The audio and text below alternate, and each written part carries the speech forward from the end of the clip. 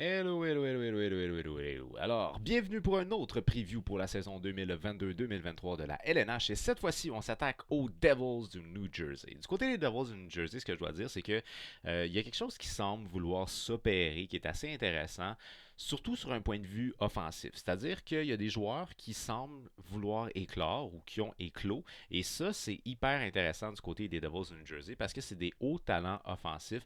Je pense entre autres à un gars comme Hughes qui a connu une très bonne saison sur un point de vue offensif. Même chose pour Nico Eicher qui a connu une très bonne saison sur un point de vue offensif. Dans le cas de Sharangovich, lui c'était une première saison au niveau de la LNH, puis ça a bien été. Dawson Mercer aussi la recrue. Donc il y a quand même plusieurs jeunes joueurs comme ça qui commencent à se démarquer. Puis ça c'est intéressant du côté des Devils du New Jersey. Le point que je vois comme étant très négatif, c'est le jeu n'est pas assez resserré. Ce qui fait que c'est un pur fardeau pour les gardiens de but. Alors, est-ce qu'on va être capable de resserrer le jeu du côté de l'Andy Ruff, puis d'amener cette organisation-là, qui est quand même relativement jeune? Au niveau de la défensive, c'est un peu moins pire. La moyenne doit tourner à peu près au alentour de la mi-vingtaine. Au niveau de l'attaque, il y a beaucoup de gars de moins de 25 ans. Donc, est-ce qu'on va réussir à ramener tous ces gars-là d'une manière plus compacte pour aider un peu le travail des gardiens de but? Ou est-ce qu'on va miser sur un certain potentiel au niveau des gardiens de but pour essayer de sauver un peu la mise d'une défensive qui parfois est peut-être un peu plus laborieuse? Ça va être à suivre pour la saison 2022-2023 des Devils du New Jersey. Alors, en termes de coach, on y va avec Lindy Ruff et le directeur général Tom Fitzgerald. Ça n'a pas changé de ce côté-là. Beaucoup de joueurs sont partis, dont entre autres Piquet Souban, Pavel Zaka aussi qui est parti. Donc, il y a beaucoup de joueurs qui sont partis de l'organisation. Pas nécessairement tous des joueurs d'impact. Zaka peut-être plus, mais pas nécessairement tous des joueurs d'impact.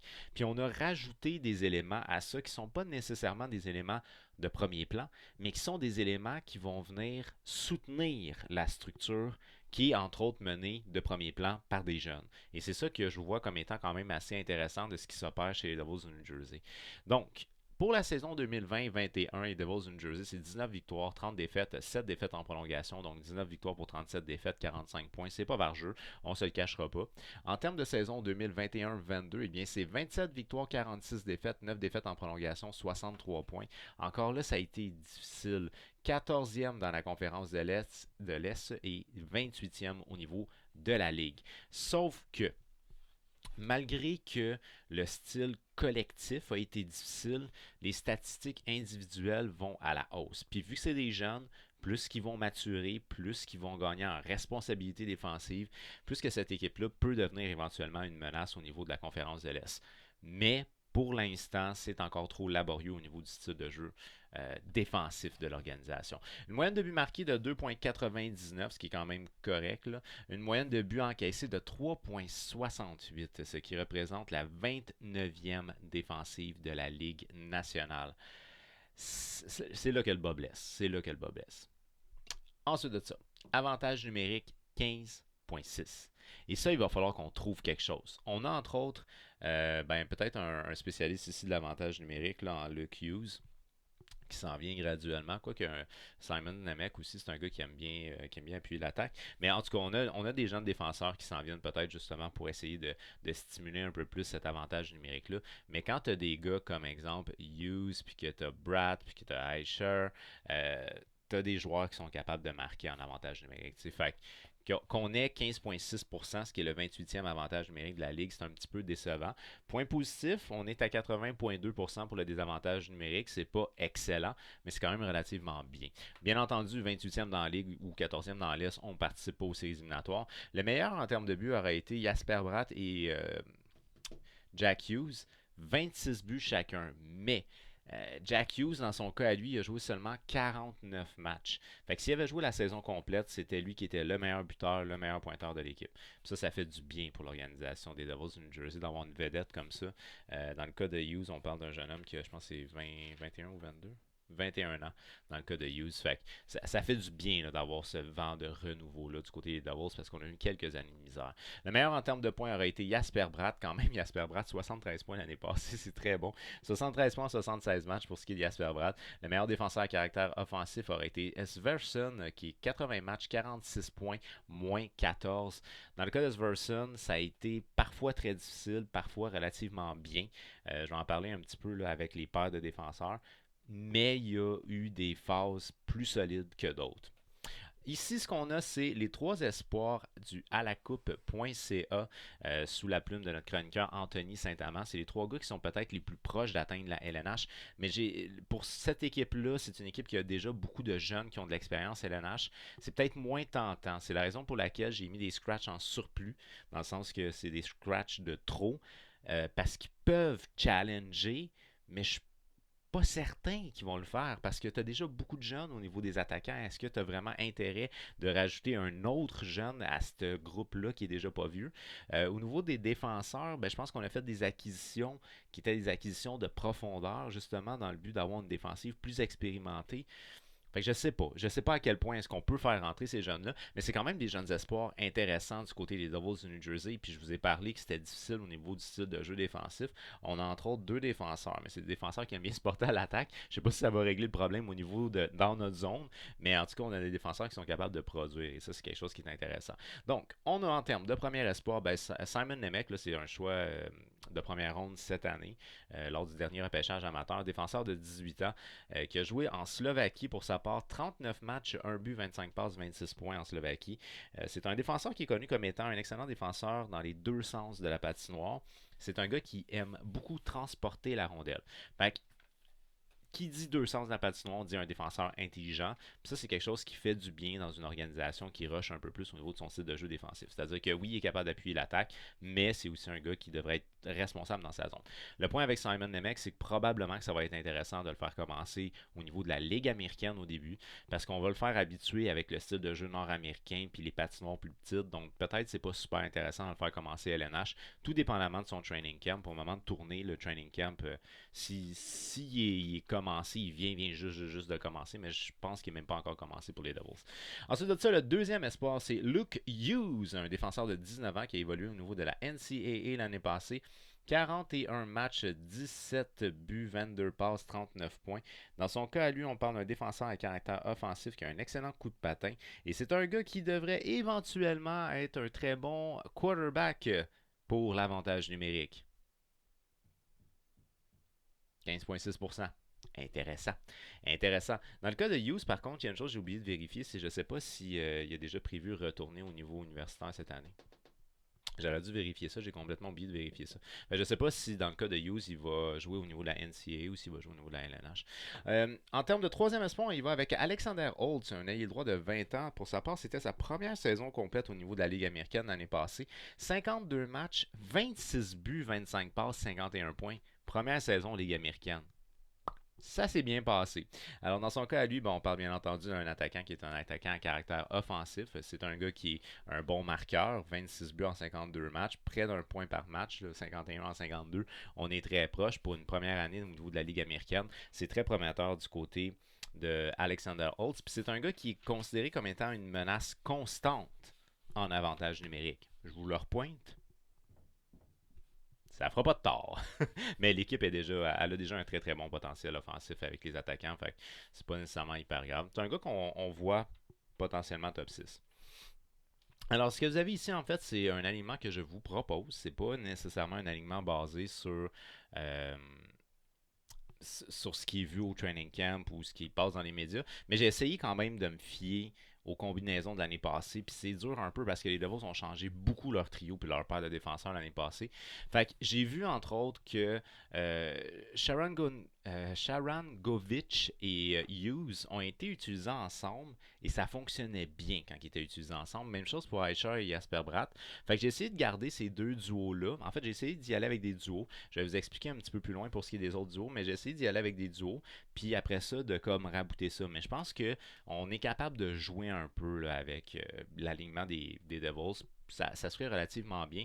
Même de mettre Hughes première ligne, Aisha deuxième, tu peux quand même, tout dépendamment. Aisha est un gars peut-être un petit peu plus responsable dans sa zone, donc peut-être soit privilégié lui contre le meilleur trio, puis ainsi de suite. Donc c'est malléable quand même.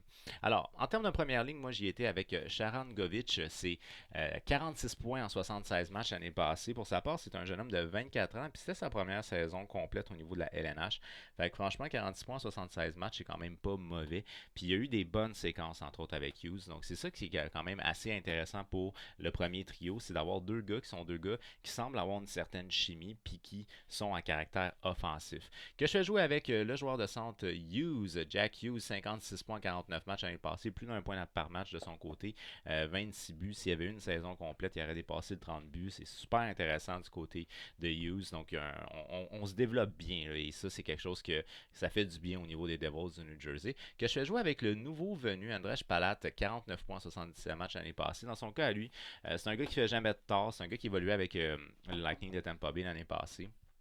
C'est un gars qui est capable de te faire des points, il fait pas de tort dans ta zone non plus. Fait qu'on a un gars qui est un gars responsable, qui est peut-être un petit peu plus expérimenté, dont entre autres bague de la Coupe Stanley, qu'on fait jouer avec deux jeunes, parce que Hughes a 21 ans et Sharangovich 24 ans. Donc je trouve que ça fait un beau mix. Et j'ai répété à peu près le même type d'idée avec... ben, moi non, plus ou moins, parce que Bratt est quand même un petit peu plus vieux, en tout cas, bref. Donc, c'est un gars qui est un petit peu plus expérimenté avec des jeunes. Je trouve que c'est intéressant. En termes de deuxième trio, j'ai été avec Thomas Tatar, 30 points en 76 matchs l'année passée. C'est pas nécessairement un gars qui est pressenti top 6 du côté des Devils de New Jersey. Moi, ce que je trouvais intéressant de le mettre comme sur le deuxième trio, c'est de reproduire un duo qui a bien fonctionné sur le troisième trio. Fait que je vais vous expliquer ça un petit peu plus tard. Nico Hischier, en termes de deuxième centre, c'est 60 points en 70 matchs. Dans son cas à lui, on se dit que peut-être finalement il a éclos, puis ça c'est quelque chose qui ferait du bien. On parle d'un joueur de centre qui est quand même intéressant dans les deux sens de la patinoire, dans le cas de Nico Hischier. Il est jeune lui aussi, il a 23 ans. Qu'on fait jouer ici avec Jasper Bratt l'année passée, c'est 73 points en 76 matchs pour Jasper Bratt. Une bonne saison offensive pour sa part. Est-ce qu'il peut répéter ça? Je pense que oui.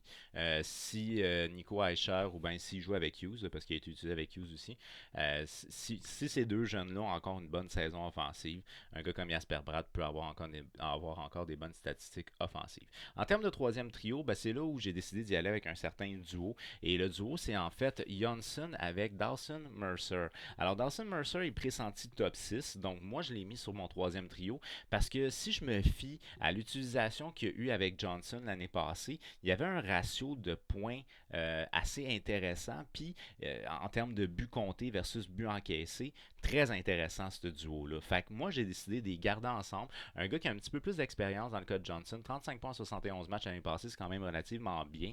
Mais dans le cas de Dawson Mercer, on parle quand même d'un jeune de 20 ans. Fait que ça presse pas dans son cas à lui. Fait que pourquoi pas le faire jouer avec quelqu'un avec qui il y a déjà une bonne chimie à la base. C'est sûr qu'on aurait pu l'utiliser sur exemple le premier trio avec Hughes, puis à ce moment-là, mettre Ballard du côté gauche. Tatar aurait été sur le troisième trio.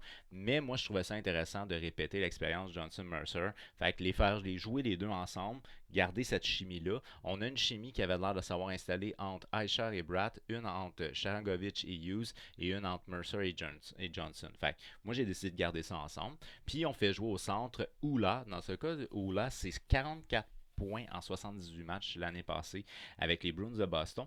Ce qui est intéressant dans le cas de Oula, c'est que c'est un gars, ben, il peut être utilisé à l'aile aussi. Donc à ce moment-là, tu peux toujours essayer de l'utiliser avec un autre centre. Si jamais il advienne que besoin il y a et qu'il aille à la mise au jeu, c'est un joueur qui est très bon au niveau des mises au jeu. On parle d'un gars qui est aux alentours de comme 53 ou 54% d'efficacité au niveau des cercles des mises au jeu. Pour vous donner un gauge de comparaison, dans le cas de Jack Hughes, on est aux alentours de, je pense, c'est 32% d'efficacité au cercle des mises au jeu versus 53-54 pour Ola. Donc, c'est vraiment intéressant de pouvoir utiliser un gars comme Ola. Tu sais, je vous donne juste un exemple. Là. Mettons que tu es dans la zone offensive et qu'il faut que tu ailles chercher le but, il reste pas grand temps. Tu mets Ola au centre avec Hughes que tu vas mettre à... Hughes, c'est un joueur de centre, mais tu le mets à l'aile juste pour que Ola prenne la mise au jeu. Il gagne la mise au jeu, puis après ça, tu viens faire installer, exemple, Sharangovich avec Hughes, puis disons Platt ou Bratt, puis ça te permet de. Fait que c'est un gars qui est un peu... Tu peux l'utiliser à plusieurs sauces. Puis ça, c'est une belle acquisition. On a laissé partir Pavel Zacha, probablement parce qu'on pensait qu'au niveau offensif, on est capable d'avoir des jeunes qui vont produire. Puis Ola, lui, il peut être utilisé à plusieurs sauces. Fait que je trouve ça vraiment intéressant. Que je vais jouer avec la recrue Dawson Mercer, ben la recrue l'année passée, bien entendu. Il n'est pas recru 2 ans d'affilée. 42 points en 82 matchs l'année passée pour un jeune de 19 ans, 42 points. Très bonne première saison. Et par la suite, en termes de quatrième trio, on y va avec Miles Wood. Aucun point en 3 matchs l'année passée. Une saison écourtée dans son cas à lui. McLeod, 20 points en 77 matchs. Et Bastion, 18 points en 72 matchs. Des gars essentiellement de profondeur. Dans le cas de Boquist, on parle d'un gars de 23 ans qui a eu 23 points en 56 matchs l'année passée. Ça pourrait être intéressant de le faire jouer à ce moment-là sur un troisième trio, si blessure il y a. même sur un quatrième trio. Mais en tout cas, bref, ça pourrait être intéressant de le faire rentrer au niveau de l'alignement. Dans le cas de Zetterlund, ben, c'est un peu la même situation que Holt, c'est-à-dire que c'est un gars qui a connu une bonne saison au niveau de la Ligue américaine l'année passée. Zetterlund, il a 23 ans, il a joué un total de 14 matchs dans la LNH et quand même 8 points. C'est pas mauvais là, au niveau de la production offensive, 8 points en 14 matchs. Au niveau de la Ligue américaine, c'est 52 points en 58 matchs l'année passée, dont 24 buts. Fait que c'est un jeune qui est à caractère offensif. Mais c'est parce que là, on en a beaucoup. Là. On en a beaucoup de jeunes. Puis il nous faut des gars de profondeur aussi. Il ne faut pas juste des gars à caractère offensif. Cette équipe-là a déjà de la difficulté défensivement. Tu ne peux pas mettre que des gars à caractère offensif. D'où pourquoi, dans le cas de Holtz, c'est là aussi ça devient un peu difficile. Fait que moi, je privilégie Zetterlund pour la LNH Scratch. Tout simplement parce qu'il a joué un peu au niveau de la LNH l'année passée. Moins dans le cas de Holtz. Holtz, il avait joué combien de matchs déjà? Holtz avait joué 9 matchs. Puis Zetterlund en a joué 14. Mais une production de 8 points en 14 matchs. Fait que ouais, je vais quand même privilégier Zetterlund. Fait que c'est un petit peu plus d'expérience. Mais il reste qu'il ne faut pas qu'il y ait trop de joueurs qui sont caractère offensif. Fait que bref, on garde les gars de profondeur. En termes de duo, ici de défenseurs, ben là, on va y aller avec des duos qui ont relativement bien fonctionné du côté des Devils de New Jersey. Puis je dis relativement parce que ça a été difficile sur un point de vue défensif, mais des duos qui ont été quand même intéressant à voir, c'était entre autres Graves, 28 points en 75 matchs l'année passée, un défenseur d'expérience qu'on fait jouer avec Severson, 46 points en 80 matchs l'année passée. Une bonne saison au niveau de sa production offensive dans le cas de Severson, mais ça a été très difficile quand il a été utilisé avec Siegenthaler. Au niveau du jeu défensif, là, ça a été pénible. Donc, je pense pas que ça soit intéressant de réutiliser cette paire-là. Alors que Dougie Hamilton, 30 points en 62 matchs l'année passée, qu'on fait jouer avec le jeune Siegenthaler, 14 points en 70 matchs l'année passée. Ça a été un petit peu moins pire. Donc, j'y étais avec l'utilisation des paires de défenseurs où les points marqués, les buts marqués étaient une bonne différence avec les buts encaissés parce que la paire versus Siegenthaler a vraiment pas été vergeuse. En termes de troisième paire, ben là, on y va avec un nouvel arrivant. Et ça, c'est un petit fait anecdotique. Dans son cas, à lui, on parle de Brandon Smith qui nous arrive de la Caroline. C'est 8 points en 45 matchs l'année passée. Mais ce que je trouve anecdotique, c'est qu'il peut jouer autant au niveau défenseur gauche, défenseur droit et ailier gauche. Fait qu'il peut jouer à l'attaque. Si ça te tente, besoin il y a, il peut jouer à l'attaque et à la défensive. Mais sinon, c'est un défenseur de profondeur. C'est clairement pas un défenseur top 4. Qu'on fait jouer avec John Marino. En tout cas, avec Marino. 25 points 81 matchs l'année passée. Lui, il nous arrive de Pittsburgh. C'est un défenseur qui, si blessure il y a au niveau du top 4, peut rentrer dans un top 4. Puis il a d'expérience. Fait que ça, c'est intéressant. On cote Gerstein, qui lui, même principe, Gerstein, ailier gauche et défenseur gauche. C'est particulier, je sais pas pourquoi, mais en tout cas, c'est particulier. Et là, j'ai mis Hughes, mais Hughes, j'ai oublié de vérifier, voir s'il il jouait une dernière année au niveau de la NCAA. Fait que ça serait à confirmer. Mais en tant que tel, je ne le mets pas vraiment dans mon alignement de toute manière. Fait que bref. En termes de gardien de but, ben là, on a fait l'acquisition de Vitek Vanecek, Vilek Vanecek, en tout cas, Vanecek, des Capitals de Washington. Dans son cas, à lui, quand même, 42 matchs l'année passée, 2,68, 908 d'efficacité. Du côté de Washington, on a décidé de liquider tout ce qui était gardien de but. Là. Bref, on recommence à zéro. Puis ça pourrait peut-être être une deuxième vie pour Vanecek ailleurs, tout simplement. Chez les Devils de New Jersey, ça peut être intéressant. Fait que Vanecek, quand même, on parle d'un gardien de but dans la mi-vingtaine. Donc c'est un gars qui a un certain potentiel. Intéressant. C'est sûr que le projet, c'est Blackwood du côté des Devils de New Jersey. Blackwood est un petit peu plus jeune, je me rappelle plus, je pense qu'il a 23 ans ou quelque chose comme ça. Mais ça a été difficile pour lui l'année passée. Mais il faut dire que de manière générale, le jeu défensif a été difficile, fait que ça l'aide pas les gardiens dans ce temps-là. Blackwood, lui, l'année passée, c'est 25 matchs, 3,39 de moyenne, 892 d'efficacité. Et on a Nico Dawes comme troisième gardien. Dans le cas de Nico Dawes, 25 matchs, 3.12, 893. J'ai oublié de vérifier, voir. Parce que je ne suis pas certain en tant que tel, Nico Dawes, si il a évolué dans la Ligue américaine ou dans la LNH. J'ai un blanc. Enfin bref, dans le cas de Nico Dawes, on parle quand même d'un jeune gardien de but ici de 21 ans. Un petit fait anecdotique, c'est que Nico Dawes mesure 6 pieds 4. C'est quand même un gardien de but à très gros gabarit. Mais à 21 ans, c'est un jeune qu'on a quand même espoir qu'il devrait bien se développer du côté de Nico Dawes. Fait que bref, tu sais, je pense pas en tant que tel que la structure au niveau des gardiens de but soit une structure qui est vraiment coulée dans le béton, là. Donc, je pense qu'à ce moment-là, il y a des gars qui peuvent challenger. Je vais juste vérifier là, pour être sûr et certain dans le cas de Nico Dawes, là, parce que je suis un peu sceptique. C'est LNH qui a joué. 25 matchs, 3.12, 893 au niveau de la LNH dans le cas de Nico Dawes. Donc, c'est un gars qui, à 21 ans, je pense qu'on pourrait le voir éventuellement dans la LNH si jamais ça ne fonctionne pas super bien. Mais le projet en tant que tel, à moyen terme, c'est vraiment Blackwood du côté des Devils de New Jersey. Fait en tant que tel, il y a eu quand même quelques changements, puis c'est des changements plus de profondeur du côté des Devils de New Jersey. Puis je trouve ça intéressant parce que c'est une équipe qui, au niveau de la production offensive, ça s'en va dans le bon sens. Fait qu'à ce moment-là, aussi bien y aller plus avec la profondeur. Mais il faut vraiment qu'on réussisse à trouver un moyen de resserrer ce jeu-là. Et pour moi, Lindy Ruff a jamais été dans mon top des entraîneurs, ni même pour le jeu défensif.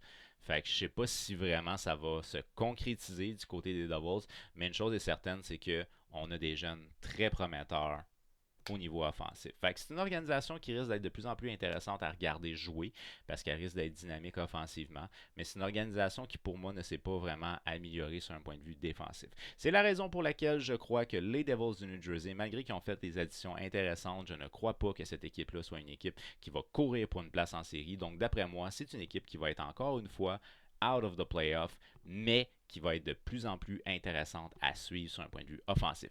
Alors, dites-moi, d'après vous, où vont terminer les Devils du New Jersey? Est-ce que c'est une équipe qui va courir pour une place en série, une équipe qui est assurément out des séries, une équipe qui est confortable en série? Why not? Let's go! Faites-le moi savoir au travers des commentaires. Et si vous avez aimé la vidéo, n'oubliez pas, on fait un petit j'aime, on partage aussi pour qu'on soit un maximum de hockey fans à jaser de hockey, parce que c'est toujours plus plaisant quand on est plusieurs.